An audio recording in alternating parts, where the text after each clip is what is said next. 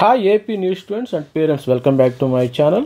మన last date of మరి additional ఆయుష్ counselling సంబంధించి ఎన్టీఆర్ యూనివర్సిటీ వాళ్ళు అయితే మరి కాలేజ్ వైజ్ అలాట్మెంట్ లిస్ట్ ఆయుష్ మాపప్ రౌండ్ ఇవ్వటం జరిగింది. దీని యొక్క మరి ఇప్పుడు ఈరోజు మనం 20th 3 గంటల లోపు అయితే మీరు రిపోర్ట్ చేయాలి. ప్రతి ఒక్కరు ఎవ్రీబడి హ్యాస్ టు రిపోర్ట్ అని నేను లేట్గా వీడియో చేస్తున్నాను.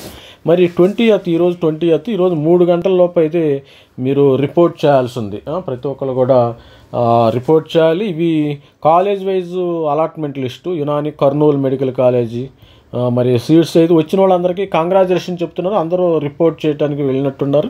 మరి అందరికీ కంగ్రాచులేషన్ చెప్తున్నాను. మనకి ఎస్సీ వాళ్ళకి 151 మార్కు వచ్చినా కానీ ఎస్సీ వాళ్ళకి సీట్ రావడం జరిగింది. మరి బీసీబీ 270 మార్కులు, ఓసీకి 303 మార్కులు వచ్చినా కానీ సీట్ రావడం జరిగింది ఈ మాపప్ రౌండ్లో. మరి అదేవిధంగా మరి ఎస్వియు మరి అబ్దుల్ యునాని మెడికల్ కాలేజీ, తర్వాత ఏఎస్ఆర్ హోమియోపతి మెడికల్ కాలేజీ తాడేపల్లిగూడెంలో ఎస్సీకి 387 మార్కులు, 377 మార్కులు, బీసీడీకి 390 మార్కులు, మరి అదేవిధంగా బీసీఏకి 334 మార్కులు వచ్చిన సీట్ వచ్చింది. మరి Gururaju government homeo medical college Guruvada మరి వీళ్ళకి 2 సీట్లు రావడం జరిగింది. గవర్నమెంట్ హోమియో మెడికల్ కాలేజ్ కడపలో అయితే 2 సీట్లు అయితే వచ్చినాయి. మరి Chittoor district KKC homeopathy medical college Mangalam Parameshwara Mangalam Puttur Chittoor district, Maharaja institute of medical college Vizianagaram, దీనిలో కూడా మరి బీసీడీకి 375, ఎస్టీకి అయితే 303 మార్కులకు కూడా కట్ ఆఫ్ రావడం జరిగింది.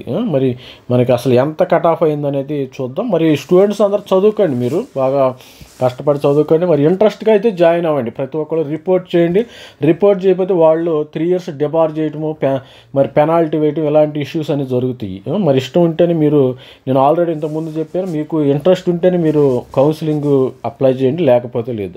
మరి అదేవిధంగా గుంతకల్లులో ఆయుర్వేదం ఉంది, మరి హోమియోపతి గుంతకల్లు, మరి దీని సీట్స్ కూడా రావటం జరిగింది. మరి శ్రీ వెంకటేశ్వర ఆయుర్వేద కాలేజీలో ఎస్సీలకు 396 మార్కులైనా రావటం జరిగింది శ్రీ వెంకటేశ్వర ఆయుర్వేద కాలేజీలో. మరి ఆల్ ది బెస్ట్. ఇది సిక్యూకి సంబంధించిన ఇన్ఫర్మేషన్. మనం మేనేజ్మెంట్ కోటాకి సంబంధించిన ఇన్ఫర్మేషన్ కూడా మరి ఇది వీడియోలో ఉంటుంది, చూడండి.